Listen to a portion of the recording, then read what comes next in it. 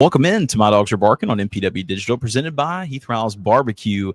Grill with confidence, season like a pro. I'm Landon, and I'm here at SEC Media Days, where Jeff Lebby spoke this morning in the main room, also a smaller room earlier this morning. And also, players Isaac Smith, Blake Shapen, and Brennan Thompson were the ambassadors for Mississippi State. And speaking of ambassador, I would be remiss if I did not say this was one of my first times being able to speak to Isaac Smith. And when you talk about an ambassador for Mississippi State, this guy's all that. He might go play pro for a long time, but he's going to do something incredible in life. A really, really incredible guy just to listen to and hear him talk. But we are here in Atlanta, and a lot of the questions for Jeff Lebby this morning were about the schedule, kind of can you overcome all the things that are up against you? And it was very, very clear that Jeff Lebby was very confident going forward with everything that kind of what they've made progress in thus far. And so was impressed by that. Blake Shapen, of course, got a lot of injury questions, kind of what you would expect. And then when it came to Brennan Thompson, a lot of it was asking kind of what does the receiver room look like? And he seemed to be very confident. There's a lot of compliments of Brennan Thompson today about the kind of player he is. Jeff Lebby even mentioned that Thompson, he thinks, is the type of player that, you know, even last season was open a lot and the ball was just not able to get to him. You can kind of read into that as much as you'd like or not. But he mentioned that he loves him in this offense. And so State fans should be very excited about Brennan Thompson at wide receiver. Of course, there's a number of other receivers. Aiden Williams was also brought up today as another guy for people to look out for. On the defensive side of things, of course, Isaac Smith is the leader, being the kind of that linebacker safety hybrid this season. And Isaac Smith's going to be the dominant one. He mentioned that one of the players he's really excited for when it comes to transfers is Jere Bledsoe, the former Texas defensive tackle. He said that he's so massive, and all of his force really has made a difference. He's very excited about him going forward. But he said he could keep going. He said Jerron Manning, Tony Mitchell, Jalen Smith, all of these guys are so impressive and guys that they really do think they're going to be able to count on this season for Mississippi State. So a lot of positivity in that manner. And really, Jeff Lebby seemed to he brought some praise to Coleman Hutzler. I mean, that's his friend, of course. You think he's going to mention him at some point, but also it's the start of the season, so you want to reinforce some confidence. But he also mentioned how huge it is having Paul Rhodes and Mike McIntyre, two former head coaches and two former defensive SEC defensive coordinators on the defensive staff is really going to be helpful for Mississippi State as well. So a lot of confidence for Jeff Lebby going forward. We're going to have the entire interview that I had this morning with him, along with some of the other media members before he got to the main stage. Jeff has a lot of really good stuff, a lot of good things to hear in that interview. So I'm excited for that. Hey, want to thank all of our wonderful listeners. Thank you guys so much. I mentioned it in passing, but it's so neat to be able to be here. Our show after joining MPW Digital has gained enough respect to be able to come to SEC Media Days, and we are very, very thankful for that. Don't take that for granted whatsoever. So very glad to be here in Atlanta. The last thing we want to make sure we mention is we mentioned Heath Rouse. Listen, if you're a barbecue fiend, if you're a fan of ribs or delicious food, go to HeathRouseBarbecue.com, enter promo code DAWGS10, DAWGS10, get 10% off each and every day. And man, we would love for you to check them out. Also want to thank our wonderful sponsors at ARPA's. They're in Starkville, the heart of the Cotton District. Get 15% off whenever you mention that you love the MyDawgsPod discount. And look, enough discounts, you'll be able to save some cash. And you know what, man? You might even end up becoming rich. But what does it mean to be rich? Maybe it's less about reaching a magic number, more about discovering the magic in life. Skip Langley is your Batesville, Mississippi, Edward Jones financial advisor, serving clients in the area and across the state. Count on him for financial strategies that can help you support a life you love, because the key to being rich is knowing what counts. So contact him today at 662-563-9843, and together you can find your rich. Edward Jones, member SIPC. We'll also let's just jump into it. Let's get into the interview with Jeff Lebby here at SEC Media Days in Atlanta. Is for you, I mean, is it kind of like old hat now for you? Yeah, I think for me, just again, it is, man. It's a privilege to be here. I try to keep great perspective about that, and we're 15 days away from report day, so excited about that part of it more than anything, to be able to get back on the grass with our guys. You talk about report day, but guys have been there, most of the team on the summer. What are the feedback you get from the players and how they've had this summer? Yeah, I think there's been a lot of hard work, and there's been a lot of different situations that have created a team. and you put them through some strain and some toughness throughout the summer to create that. And you know, you look at it, 80% of our roster in year 1 or 2 of being a part of the program. And I think as we've gotten into it, guys that have been here, that are year 2, understand what it needs to look like, and then guys that are new guys, man, they've picked up to it really well. And there's been great buy-in, there's been great consistency, and excited about getting on the grass. You mentioned that 80%. I mean, not to throw any shade on Lester's team, but this truly is, in that sense, your team. Yeah, and we needed that. And for us, again, from a roster standpoint, we had to get it flipped. We're nowhere close to where we need to be, but we're going to have the ability to go practice in fall camp the way we need to, very similar to how we practice in spring ball. Coach has been having Blake back. Yeah, we've talked a little bit about that, Blake and I have. You know, as hard as it was going through what we went through, and it was incredibly challenging for him being year 2 in the offense and being able to come back. Man, I think he's got a chance to have a great year. He's been an unbelievable leader for us. His consistency, his buy-in, the way he's worked, what he's done with his body being 212 pounds for the first time ever. You know, he's had great buy-in to understanding. Man, the biggest thing for him is staying healthy. You know, and we got to do a great job of keeping him upright, keeping him clean. But excited about having him back. When you were here a year ago, but like just having him back, like you said, how different is that for what your new plan is with having a guy who had a full year under his belt of the Jeff Lebby offense? Yeah, it's a huge advantage. And again, inside this system, regardless of where I've been, who I've coached, you look at the quarterback in year 2 of the system, and it's been a huge jump. And again, through 4 games last year, we didn't do what we needed to do while he was the starter.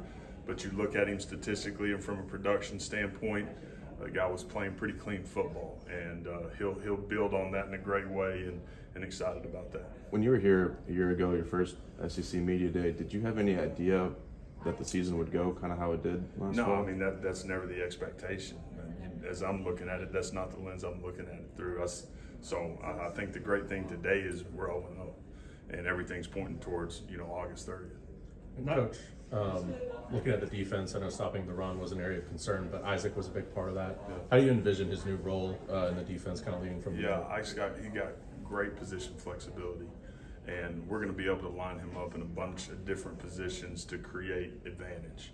And I think that's something that is exciting for him, also exciting for us, because of the fact that we can put a lot on him, and expecting big things from him, but he's expecting big things from himself, and that's why he's here.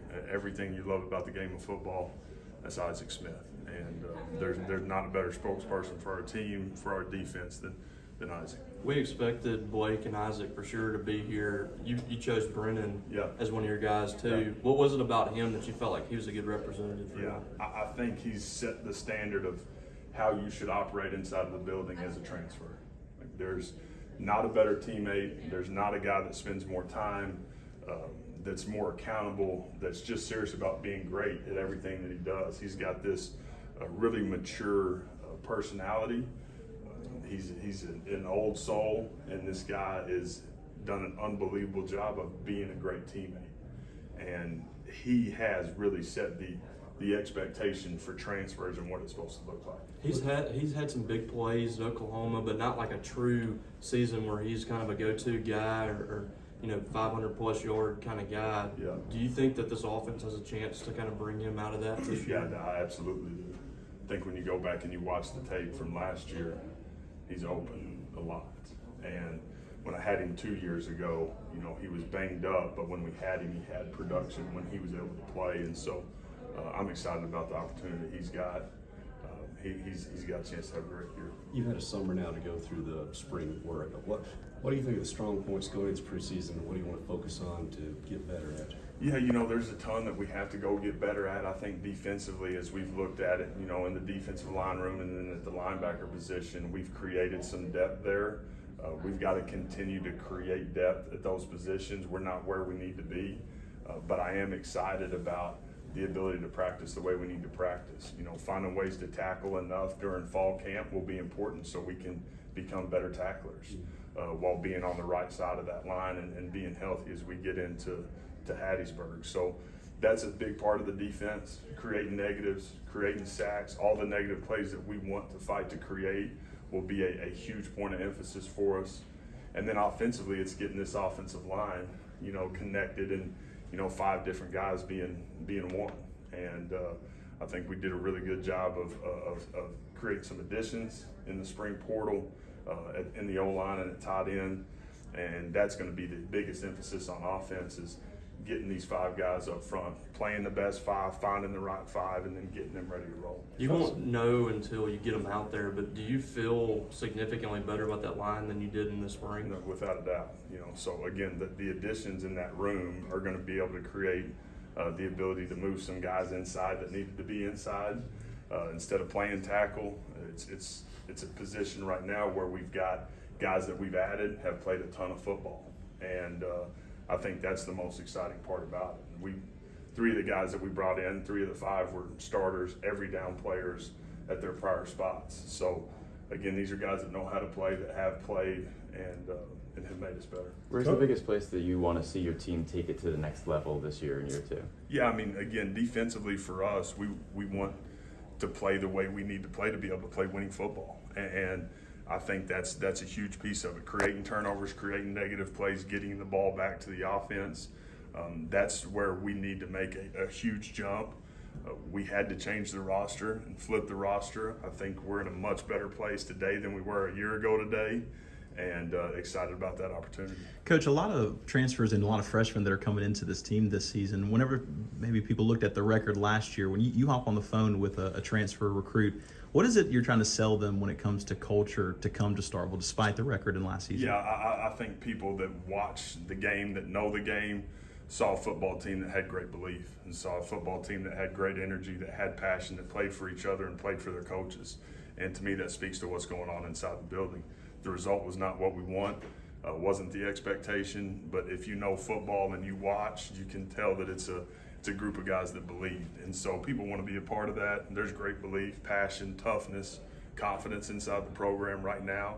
And, guys take to that. Coach, you talked about how, there's been plenty of talk about the roster turnover, but how different does it feel inside the locker room, just the vibe of this year's team?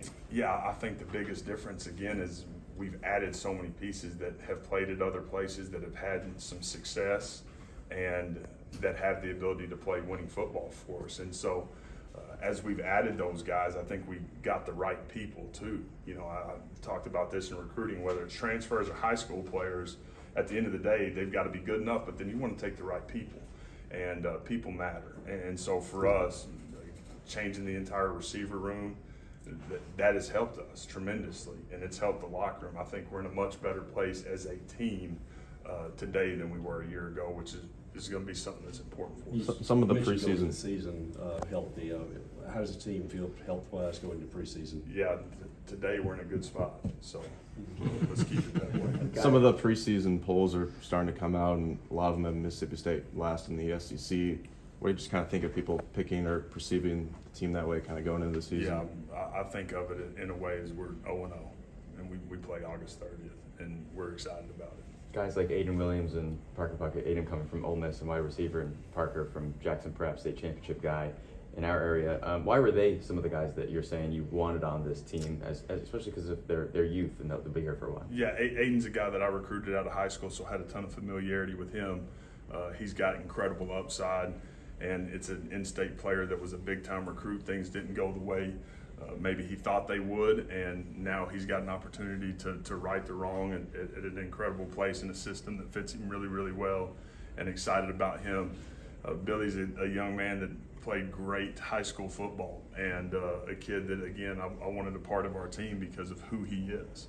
And he's got some great moxie about him. He got great toughness. He's a great teammate, and he's a great addition. Coach, we saw during the spring game, Stonka Burnside played some defense there. What can we expect going into this season? Yeah, moving Stonka to safety has been really good. He's incredibly green at the position, and there's a lot of newness for him. But the talent and the want to is there. We've got to continue to bring him along the right way to set him up for success and give him opportunity to go have success. But excited about where he's at. The long game for Stonka got a chance to be incredibly special on that side of the ball and at that position. 2 weeks to camp, how are you and the staff spend it? Yeah, so we're at this point, we'll be in a full staff meeting on Monday, be back rolling, and we'll be getting ready for practice. We did a lot of prep through the first couple weeks of June, but then we've got some special projects that we'll work on, some advanced scouting with opponent scouting that we'll look at for a couple of days, and then get ready to roll. You mentioned for some projects. There's been some good news about the football program over the summer with the IPF announcement, a lot of funding coming in. How do you feel the momentum's going for the program in that aspect? Again, I think there's great momentum inside our walls. I mean, you look at what Zach and his team has been able to accomplish from a fundraising standpoint, shattering records after the year that we've had and all the things that have gone on. There's been this incredible amount of support with the new indoor being announced, the facility upgrades, being under the lights week 2 with our season opener, our home opener, I should say, will be exciting. So there's great things happening inside the program. So again, for me, all things are pointing to August 30. What is the biggest way you feel like in the past year since we stood here last that you grew as a head coach now that you got the first season under your belt? Yeah, I think making sure that I created some additions from a staffing standpoint. There's incredibly capable people on both sides of the ball that can coach at a really high level. I do think people that have lived it and had to learn real life experience and being inside our conference matters. And so for us, again, with the additions that we've had from a staffing standpoint, I think are great. Coleman's done an unbelievable job with the unit and creating buy-in and belief in that room from a staff standpoint. Man, those guys are speaking the same language, and there's just a great amount of experience in that room compared to a year ago today, which I think is going to be incredibly helpful. Coach, you've talked about the game in August 30 in Hattiesburg quite a bit, but how important would you say that game is just because, you guys have had so many roster turnover, and it's a completely different team. Yeah, for us, going and getting started the way we need to start is going to be a huge part of it. It being an in-state game, I think is great. There's a ton of familiarity with both roster staffs as well, so I think it will. I think it'll be a great opportunity for us to go kick it off and start the way we need to start before we come home week 2 and are at home for the next 4. Coach, going back to Blake in the quarterback room, you've got somebody who knows your offense, but also is in a young quarterback room with guys who want that job in the future. What's his role been in either mentoring or leading that room? Yeah, I think you could see a lot about Blake when things happened the way they did for him last year and how he took to Mike and how he tried to coach him and help him and mentor him and pull him along. Like, to me, that showed exactly who Blake is. He's done the exact same thing as he's leading that room right now. He's trying to create the best room he possibly can. And that's the fight for us every single day in that room. The room right now, from a quarterback standpoint, is got a chance to be as good of a room as I've ever had. With that being said, there's great leadership in that room. And we've got a guy that's lived it, done it, and is going to be a 5th-year senior in year 2 of the offense. And again, excited about that. You mentioned an improved culture compared to last season. What are maybe some examples you've seen of that, or some indicators to you that say that the locker room culture is better? Yeah, I think, again, the team has become closer. I don't know about culture. We're setting the culture every single day in how we do what we do. I think the team is closer. I don't think there's quite as many individuals inside the locker room as maybe there was. And you've got to go through what we went through and be able to address the situation and move on from people that you need to move on from, and then add the people that you need to add to be able to get to this point. And we're at that point. And that's why I feel better about it. Again, I think the team is closer today than it was a year ago. Coach, I hate to keep saying the word transfer, but Fluff Bothwell, one of the biggest transfers you guys got. What can you say about what you've seen out of him so far? Just been incredibly consistent. His day-to-day has been exactly what we've needed it to be, and he's different. He's a guy that physically is very, very gifted, and he loves football, and he's incredibly intelligent, and he's ready to go chase it. So excited about that entire room. Again, that room, I talked about it in the spring, probably got as much depth to it as any position inside our locker room, and got a chance to have a great year. You talked about adding coaches. When you think about it, what makes a good coach? There's the X's and O's standpoint, but also what does it mean to lead young guys that you look for? Yeah, the thing that you've got to be able to do is you got to be able to inspire. You got to be able to take young people places they can't take themselves. That's number one. You also got to be able to teach. Right? You have to be a teacher as you're coaching. And those two things to me are the most important. And we've got that inside our program. We got guys that know how to inspire, that know how to get guys to do things that are uncomfortable and make it comfortable, and then finding ways to teach your scheme to be able to get them to play at a really high level and go execute. How much of the culture is about the younger guys that you bring in, knowing that they have an opportunity to build this new vision that, of course, you're bringing in these 2 years? Have talked a ton about that. Yeah. You know, being able to set us up to be able to go, again, I'm going to continue to talk about it, on a great run at Mississippi State, and to be able to flip where we're at today. And that's going to be because of the players. You know, we're coaching it every single day. Had a guy come in, talk to the team after one of the workouts last week, and he talked about the best teams he's ever been a part of. And this is a guy that coaches for the Texans, but the teams that he's been a part of, the very best, are the ones that are player-led, not player-ran, but player-led. There's great accountability with themselves, and then there's great accountability with each other. And it was just great to hear, because that's all I talk about. And we didn't have a conversation beforehand as he got up there in front of the guys to talk about that. And so, again, for us, that's what it's going to be about, and that's what we're looking forward to. All MPW Yeah. digital podcasts are brought to you by our friends at Parish Brewing Company, located in the heart of Cajun country in Broussard, Louisiana. Parish Brewing Company's simple goal is to make awesome craft brewed beer, and they do it remarkably well. The doctor is introducing their new go-to IPA, Dr. Juice. It's a highly crushable juice bomb, dry hopped with a blend of their favorite hand-selected hops from the Yakima Valley in Washington. Dr. Juice's drinkability is sneaky good, considering it clocks in at 6% ABV. The pour glows a rich cantaloupe hue with a thick frosted haze, soft mouthfeel, an aroma and taste that's full of passion fruit, papaya, and blood orange, making it drink like a glass of freshly squeezed juice. They also have Ghost in the Machine. It's a double IPA brewed with obscene quantities of hand-selected Citra hops from Yakima Valley. Expect pungent grapefruit flavors and aromas, tropical fruit, less harsh bitterness than most IPAs. Again, it's Parish Brewing Company.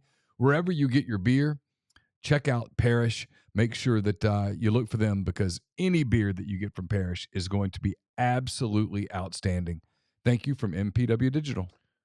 We're brought to you by Easy Hemp Company. Easy is a hemp-infused sparkling water. It's a guilt-free alcohol alternative, a natural way to relax and unwind. It's all natural. Made with real fruit, no added sugar, low calories, gluten-free. One 12-ounce can of Easy has 3 milligrams of THC. With Easy, it's easy to avoid the gummy scare and control your experience. So change the can, not the ritual. It's easy. Visit EasyHempCo.com to view the Easy Finder to find Easy near you. Easy is Farm Bill compliant with hemp derived from THC, CBD extracts. Easy is for people 21 and older. Enjoy